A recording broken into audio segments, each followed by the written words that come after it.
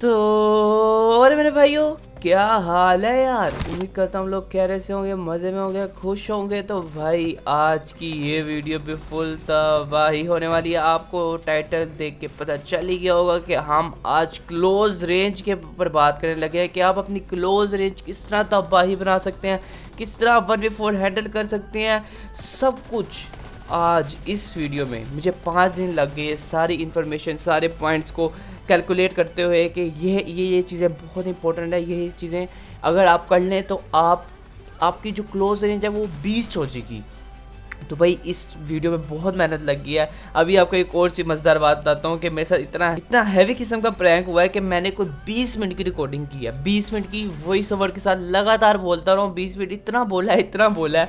And में जाके जब मैंने रिकॉर्डिंग चेक की तो पबजी की रिकॉर्डिंग तो हुई थी, लेकिन मेरी वॉइस की रिकॉर्ड नहीं हुई थी यार। मतलब मतलब आप इमेजिन करो।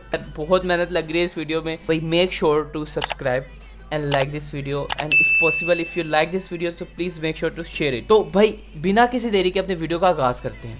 तो भाई हमारा टॉपिक जो है क्लोज रेंज, ठीक है। उसमें मैंने जो सबसे पहली चीज़ लिखी है ना, वो है कॉन्फिडेंस। अब ये इतनी इंपॉर्टेंट चीज़ है जिसका कोई हिसाब ही नहीं, ठीक है। अब अगर आप ये सोच लेते हैं फाइट लेने से पहले कि मेरे सामने M4 ग्लेशियर वाला बंदा है, मेरे सामने लैम्बोर्गिनी वाला बंदा है, मेरे सामने आईपैड प्लेयर है, मेरे सामने आईफोन प्लेयर है, मैं तो वैसे ही हार गया हूँ, ठीक है। तो आप वाकई हार गए हैं। मतलब आप नहीं यार, जब आपका माइंड ही आपका साथ नहीं दे रहा, आपके कॉन्फिडेंस नहीं है आपके अंदर, तो भाई आप नहीं गेम जीत सकते। आप डर रहे हो तो आप नहीं गेम जीत सकते, आप नहीं 1v4 कर सकते। सिर्फ जो 90% लोगों की जो गेम होती है ना, वो बहुत अच्छी होती है, उनका एम भी होता है। लेकिन जब वो किसी अच्छे बंदे को देखते हैं ना, जिसके पास गन अपग्रेडेबल वगैरह सब कुछ हो, जिसके किल मैसेजेस आ रहे हो, तो वो उससे फाइट लेते हो इतना डर जाते हैं कि भाई वो पहले ही मतलब ऑलरेडी वो अपने आप को मतलब मुर्दा ही तस्वर कर रहे होते हैं कि भाई आप मेरे से तो जीता ही नहीं जाएगा। तो भाई ये चीज़ आपने करनी ही नहीं है। जब आपके अंदर कॉन्फिडेंस होगा ना, मैं यकीन मानो तो आपके जो क्लचेस के चांसेस हैं वो बहुत ज़्यादा इंक्रीज़ हो जाते हैं, ठीक है। अब इसके साथ से जुड़ा हुआ ही टॉपिक है जो कि है एग्रेसिव गेम प्ले। तो भाई 1v क्लोज रेंज में अगर आपने मास्टर करना है ना, तो आपको अग्रेसिव गेम प्ले तो करना पड़ेगा, ठीक है। अगर आप इंतज़ार कर रहे हैं बैठ के 4 बंदों का आने का, तो आपके बढ़ने के चांसेस बहुत ज़्यादा हैं, ठीक है। अब जिस तरह अपार्टमेंट्स की फ़ाइट है, यहाँ पे ये एक ऐसी जगह है कि यहाँ पे 4 बंदे एक साथ आ भी जाए ना, तो आप क्लच कर सकते हो अगर आपका एम अच्छा हो। तो ये जगह पे भी डिपेंड करता है, लेकिन मोस्ट ऑफ द टाइम जब आप ऐसी जगह में हो तो कि आपको 4 बंदे ऐसे घेर के मारेंगे कि आपको पता भी नहीं चलेगा। तो उसके लिए आपको बहुत ज़रूरी है कि आप अग्रेसिव गेम प्ले खेलें। उसके खेलने का तरीका पता क्या है कि आप जब आपके ऊपर पूरी स्कोर रश कर रही हो ना, आपने उसके रश करने से पहले कोशिश करनी है उसके 1-2 बंदे नॉक करते बिना डैमेज दिए। जब आपने ये कर लिया, आपका क्लच हो गया, ठीक है। वो आप किस तरह कर सकते हैं, थोड़ा अग्रेसिव गेम प्ले। पहले आपको थोड़ा अग्रेसिव होकर एक आधा नॉक करना पड़ेगा, उसके बाद रश कर दो चाहे, ठीक है। अग्रेसिव फुल अंदर घुस जाओ और आप क्लच कर दोगे। मैं आपको इतना बता रहा हूँ। अब हमने नेक्स्ट पॉइंट की तरफ बढ़ते हैं जो कि है साउंड। मतलब इसके बगैर तो यार गेम हो ही नहीं ना सकती। मतलब अगर आपके पास एक अच्छा साउंड नहीं है ना, तो आप क्लच नहीं कर सकते, बहुत मुश्किल है। आपको पता ही नहीं चलेगा कहाँ से बंदा आया, कहाँ से नहीं आया, ठीक है। अब मैं इसके 2 चीज़ें हैं। काफ़ी ज़्यादा लोग अच्छा हेडफोन ले लेते हैं, अच्छा हैंड फ्री ले लेते हैं, महंगा हैंड फ्री ले लेते हैं, लेकिन जो कनेक्टर होता है ना, जिस तरह मेरा आईफोन है, मेरा कनेक्टर जो है जो हेडफोन के साथ कनेक्ट करता है लाइटनिंग टू हेडफोन जैक, वो लोग सस्ता ले लेते हैं 200-300 वाला। तो भाई ये सबसे बड़ी गलती है आप जो कर सकते हो, क्योंकि आप अपने हेडफोन के पैसे खर्च किए हैं वो भी आप ज़ाया कर रहे हो। तो आपके पास ओरिजिनल चीज़ होनी चाहिए, चाहे आपको महंगी मिले। मैंने जो ये लिया है ना कन्वर्टर, वो मुझे 3500 का मिला। तो मैंने इसको क्यों खर्च किया, क्योंकि मुझे पता था ये एप्पल का ओरिजिनल है, कैपेसिटी है वो मुझे पूरी मिल रही है, मतलब मुझे क्लियर साउंड मिलता है। तो भाई अपने नेक्स्ट पॉइंट की तरफ बढ़ते हैं जो क्या है सिटिंग पोजीशन और मोबाइल ग्रिप, ठीक है। अब सिटिंग पोजीशन, आप जिस पोजीशन में बैठते हैं आपने उसी पोजीशन में हमेशा हर वक्त हर रोज़ पबजी खेलते हुए बैठना है, ठीक है। इससे बहुत बड़ा फ़र्क पड़ता है। आप अगर जैरो प्लेयर हो, नॉन जैरो का मेरा नहीं ख्याल इतना ज़्यादा फ़र्क पड़ेगा, लेकिन उसको भी ज़रूरी है कि अपनी एक पोजीशन कम से कम मेंटेन रखे जिसमें वो खेलता है। उसके साथ जो मोबाइल ग्रिप है वो तो बहुत ही इंपॉर्टेंट है ना। अगर आपकी मोबाइल ग्रिप चेंज हो जाती है ना, तो आपकी समझ लो गेम काफ़ी हद तक गिर जाएगी। तो मोबाइल ग्रिप आपने एक ही रखनी है, आप एक देख लो जो आपको पसंद आती है मोबाइल ग्रिप, वो आप रखो और उसी तरह ही पकड़ो। काफ़ी ज़्यादा लोग कूलिंग फ़ैन यूज़ करते हैं, तो भाई मैं भी करता हूँ, क्योंकि भाई जब आपने 1-1.5 घंटा लगातार वो करनी हो गेमिंग विद रिकॉर्डिंग, तो आपका फ़ोन लैग होता है, जो सा मर्जी फ़ोन हो और लैग करता है। तो उससे बचने के लिए कूलिंग फ़ैन यूज़ करना पड़ता है। अब कूलिंग फ़ैन यूज़ करने का मसला ये है कि मेरी जो सेंसी है ना, वो कूलिंग फ़ैन के वेट के हिसाब से वो उस लिहाज से सेट हुई हुई है। अब मैं कूलिंग फ़ैन निकाल के खेलता हूँ ना, तो भाई मेरी गेम गिर जाती है, तो मुझे अब कूलिंग फ़ैन लगा के ही खेलना पड़ता है। तो अब ये अब आपके ऊपर है, अगर आपको कूलिंग फ़ैन की ज़रूरत है तो आप उसको लगाएं और फिर उसको उतारें ना, क्योंकि आपकी गेम गिर जाएगी, ठीक है। फिर अगर आपको कूलिंग आपको कंफर्टेबल नहीं है कूलिंग फ़ैन में, तो फिर आप कोई और जुगाड़ लगा लें, कोई एक्सटर्नल पंखा लगा दें बाहर को, जो मतलब सीधा आपके मोबाइल को हवा मार रहा हो। इसके और भी जुगाड़ होते हैं, अब वो कर लें। आप फ़ैन ना लगाएं तो आपकी जो सेंसी है फिर उस लिहाज से सेट हो जाएगी। तो भाई अपने नेक्स्ट पॉइंट की तरफ बढ़ते हैं, जो क्या है कंट्रोल एंड सेंसी। अब कंट्रोल एंड सेंसी के ऊपर मैंने एक अलग वीडियो बनाई हुई है, तो अब वो मैं आपको डिस्क्रिप्शन में लिंक दे दूंगा, वो देख सकते हैं। लेकिन मैंने उस वक्त भी एक बात की थी कि डोंट चेंज इट। मतलब इसका तरीका ये होता है कि आप एक दफ़ा उसको अपने एक जो आपको सबसे ज़्यादा प्लेयर पसंद है उसकी सेंसी कॉपी करें, थोड़ा बहुत चेंज करें, ट्रेनिंग में जाके थोड़ा बहुत चेंज करें अपने लिहाज से, और उसके बाद अपनी सेंसी और कंट्रोल आपने नहीं छेड़ने, आपने उसको मास्टर कर लेना है और फिर आप अपनी गेम देखिएगा और मुझे बताइएगा कि क्या सीन है, कि आपकी गेम बेहतर हुई है कि नहीं हुई। तो भाई बढ़ते हैं अपनी नेक्स्ट पॉइंट की तरफ, जो कि है प्री एम और प्री फायर। तो भाई प्री फायर और प्री एम दोनों इतनी इंपॉर्टेंट चीज़ें हैं क्लच करने के लिए जिसका कोई हिसाब ही नहीं। इसके बगैर क्लच करना बहुत मुश्किल है, ठीक है। अब प्री एम मैं आपको पहले बताता हूँ प्री एम क्या होता है। जैसे मैंने देखा कि सामने इस तरफ बंदा आया हुआ है, ठीक है। अब मैं क्या करूँगा, मैं जाऊँगा और बिल्कुल मेरा एम देखें खिड़की के ऊपर है, जैसे वो बंदा फाइट देगा उसको मार दूंगा मैं, ठीक है। ये होता है प्री एम। अब प्री फायर क्या होता है, अब देखें मुझे साउंड आ रही है कि सामने से बंदा आ रहा है, मैंने पिक की, एम किया, स्कोप खोल के करें, स्कोप खोल के बगैर करें, आपकी मर्जी, तो एम किया। अब वो मुझे जब साउंड आई ना कि बिल्कुल आ ही गया, तो मैंने उसके आने से पहले 1 सेकंड पहले मैंने प्री फायर दे दिया। अब वो जो 1 सेकंड का, अगर आप देखें, अगर आप पहले प्री फायर दे देते हैं ना, जैसे जस्ट सपोज कि मैं बनता हूँ और मैं इधर से आ रहा हूँ, मैं इधर हूँ अभी इधर, और आप प्री फायर दे देते हो, तो मैं फ़ौरन चलते पीछे चला जाऊँगा, ठीक है। चाहे मैं जितना मर्जी तेज़ भाग रहा हूँ, मैं फ़ौरन पीछे चला जाऊँगा, ठीक है। तो अगर आप पहले प्री फायर दे देते हो ना, तो अगला बंदा नहीं आएगा प्री फायर में आपके, अगर कोई वोट होगा तो आ जाएगा। तो जैसे मैंने आपको पहले ही बता दिया कि साउंड बहुत इंपॉर्टेंट है, वो इसी वजह से इंपॉर्टेंट है कि जब आपको साउंड आ रही होगी ना कि बंदा बिल्कुल बस निकलने ही वाला है, जब इधर करके हो, तो जब वो इधर करके भाग के आ रहा होगा ना, तो वो एकदम नहीं रुक सकता, ठीक है। वो प्री फायर में आएगा ही आएगा।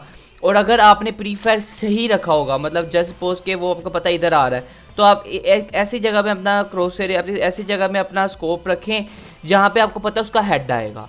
तो आप जब वो फायर दे रहे होंगे ना, उसको एक आधा हेड कनेक्ट हो गया प्री फायर में, तो समझ लो वो तो वैसे ही बंदा ऑलरेडी डेड है। तो ये होती है पावर प्री एम और प्री फायर की। भाई अपने नेक्स्ट पॉइंट की तरफ बढ़ते हैं, जो कि है हेडशॉट। अब हेडशॉट आपको अभी साबित हो ही गया होगा कि मैंने आपको बताया है हेड पे एम रखना है। हेड शॉट के बगैर आपका क्लच मुमकिन नहीं है। 99% आपका क्लच नहीं होगा अगर आपने हेडशॉट ना मारे। उसकी वजह ये है, अगर आप हेडशॉट मार के बंदे को नॉक करते हो, उसको बहुत कम मौका मिलता है कि आपको डैमेज कर जाए। अगर आप पहले 2 बंदे हेडशॉट मार के नॉक कर देते हो, तो आपकी एचपी वो ज़्यादा नहीं लेके जाएंगे, और आपकी एचपी अगर पूरी पड़ी है और आपने 2 बंदे नॉक कर दिए, तो आपका क्लच तो 100% सही है, हो गया। उसकी वजह ये है कि अगले लास्ट जो 2 बंदे होंगे वो तो पैनिक हो जाएंगे, आपके पास कॉन्फिडेंस आ जाएगा क्योंकि आपके पास पूरी एचपी होगी और आगे सिर्फ 2 बंदे रह जाएंगे, तो आपका क्लच 100% होगा। तो हेडशॉट तो बहुत ही इंपॉर्टेंट है, आपने हेडशॉट की प्रैक्टिस करनी है इसके ऊपर। अब देखिए मैं जो पॉइंट्स बता रहा हूँ ना, ये बहुत ज़्यादा है। अगर मैंने एक पॉइंट में ज़्यादा वक्त लगाया ना, तो कम से कम घंटे की वीडियो बनेगी, तो वो तो मुमकिन नहीं है, इतनी लंबी वीडियो कौन देखेगा यार। तो अगर आपको किसी स्पेसिफिक टॉपिक के ऊपर, जैसे हेडशॉट के ऊपर आपको अभी अगर वीडियो चाहिए एक प्रॉपर, तो आप मुझे कमेंट सेक्शन में ज़रूर बताइएगा, ठीक है। जिसके ज़्यादा कमेंट होंगे उसकी अगली वीडियो बनेगी, ठीक है भाई। अपने नेक्स्ट पॉइंट की तरफ बढ़ते हैं, जो कि है स्कोप ओपन वाइल फाइट। तो भाई फाइट के दरमियान स्कोप ओपन करना, प्रिसाइजली करना बहुत इंपॉर्टेंट है। मतलब आपको समझना पड़ेगा, उसके लिए आपको प्रैक्टिस की ज़रूरत पड़ेगी कि आपने कब स्कोप ओपन करना है, कब नहीं करना। जैसे जस्ट सपोज अगर बंदा बिल्कुल आपके सर पे आ गया, मतलब बिल्कुल रश कर रहा है आपके ऊपर, तो फिर तो आप स्कोप खोल के नहीं ना फायर कर सकते, वो तो इम्पॉसिबल है। आपने क्या करना है, जैसे आप समझ लो 4 बंदे मेरे सामने से रश कर रहे हैं, अगर मैं इस तरह फायर देता हूँ ना बिना स्कोप ओपन किए, तो हो सकता है वो एक को लगे, दूसरे से को लगे, तीसरे को लगे, एक बंदा नॉक ना हो, एक हो जाए, 2 ना हो, मतलब आपका एम आपका जो गोलियां ना वो स्प्लिट हो जाएंगी थोड़ी बहुत। लेकिन अगर आप बिल्कुल छोटी पीक करके फायर करते हो ना, और आपकी जब आप स्कोप ओपन करते हो आपकी एक्यूरेसी बिल्कुल 100% हो जाती है, और फिर आपकी जो गोलियां लगेंगी ना, आप ओपन में आते हुए चारों के चारों बंदों को मार सकते हो ईजीली, ठीक है। तो स्कोप ओपन करना लाजमी है कुछ जगह में। जैसे कभी कभार ऐसा होता है मोबाइल जो है ना मैसअप हो जाता है, मोबाइल मैं जिगल दे रहा हूँ ना, जिगल देके फायर ले रहा हूँ, तो अगले को बुलेट्स रजिस्टर ही नहीं हो रही होती, हालांकि उसके बिल्कुल हेड पे एम रखा होता है, रजिस्टर ही नहीं हो रही होती। तो उस वक्त भी आप ये स्कोप का सहारा ले सकते हैं। जैसे ही आप स्कोप ओपन करेंगे ना, ठीक है ना, तो उसको सारी की सारी बुलेट्स रजिस्टर होंगी, ठीक है। तो क्लोज रेंज में कभी एक बार स्कोप ओपन जो है ना वाइल्ड फाइट आपकी जान बचा सकता है, और ये इंपॉर्टेंट है। तो भाई अपने नेक्स्ट पॉइंट की तरफ बढ़ते हैं, जो कि है मूवमेंट भी बहुत इंपॉर्टेंट है। अगर आप खड़े होकर फाइट ले रहे हैं ना, और आपका एम बहुत ही अच्छा है, आप कुछ भी कर लें, आप मरोगे। मूवमेंट सही टाइम में सही मूवमेंट इतनी इंपॉर्टेंट है जिसको कि हिसाब ही नहीं, ठीक है। अब मूवमेंट में क्या आता है, जंप, क्राउच, प्रोन, ठीक है, उसके बाद जिगल आता है, उसके बाद जंप शॉट आती है, उसके बाद प्रोन शॉट आती है, उसके बाद जिगल और क्राउच वाली मूवमेंट आती है। मतलब ये सारी जितनी भी मूवमेंट है ना, आपको सही वक्त में सही जगह इम्प्लीमेंट करोगे, आपका क्लच हो जाएगा। अगर जस्ट सपोज 4 बंदे आगे से रश कर रहे हैं, ठीक है, आप बजाय स्कोप ओपन करके आप उससे फाइट लो, थोड़ा सा अंदर रह के पहले कोशिश करो 1-2 बंदा नॉक करें, फिर बाहर आके फायर दो के सबको मारो। तो इसके बजाय आप क्या करते हो, आप सीधा आकर ड्रॉप शॉट देते हो और 4 बंदों को मारने की कोशिश करते हो। अब वो 4 बंदे, आपने एक को नॉक कर भी दिया, बाकी 3 तो आपको इजीली मार देंगे। भाई यह मतलब आपको मेरी बात समझ लगी होगी कि मूवमेंट सही वक्त में सही मूवमेंट का क्या मुराद है। मतलब कि अगर आप गलत वक्त में जंप कर देते हैं ना, तो आप मरोगे। अगर गलत वक्त में क्राउच कर देते हो आप मरोगे, गलत वक्त में प्रोन कर देते हो आप मरोगे, ठीक है। तो मतलब आपको सिचुएशन के लिहाज से जंप करना है, क्राउच करना है, प्रोन करना है, जिगल उस लिहाज से करना है, शॉर्ट जिगल, लॉन्ग जिगल। तो भाई ये अब ये सारी चीज़ें मैं एक्सप्लेन करने में आ गया ना, तो भाई बहुत ज़्यादा टाइम लग जाएगा। तो जो सी वीडियो, मैंने फिर रिपीट करता हूँ, जो सी वीडियो की सबसे ज़्यादा रिक्वेस्ट आएगी कमेंट में, वो अगली वीडियो बना दूंगा। किस चीज़ के ऊपर बनानी है, हेडशॉट के ऊपर, मूवमेंट के ऊपर, सिटिंग के ऊपर, वगैरह वगैरह, जो भी आपको चाहिए हुआ, ठीक है। बढ़ते हैं अपने नेक्स्ट पॉइंट की तरफ, जो क्या है ट्रेसिंग। तो भाई ट्रेसिंग की प्रैक्टिस करना ना बहुत ज़रूरी है, मतलब स्पेसिफिकली उस बंदे के लिए ज़रूरी है जो एम स्विच ऑफ करके खेलता है। क्योंकि अब पहले मैं आपको बताता हूँ ट्रेसिंग होती क्या है, ये देखना।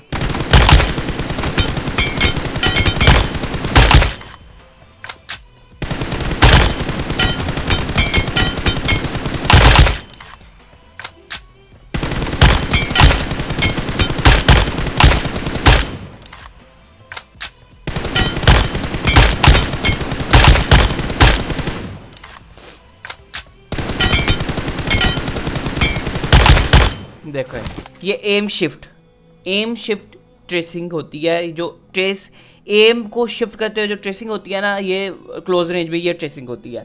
तो भाई अब अगर आपने एम स्विच ऑफ किया हुआ है, तो अब तो आपको इसके ऊपर बहुत प्रैक्टिस करनी पड़ेगी। और जब आप इसके ऊपर प्रैक्टिस कर लोगे तो आपका एम बहुत कोई हैवी किस्म का हो जाएगा, हेड वाला बहुत को कमाल हो जाएगा, ठीक है।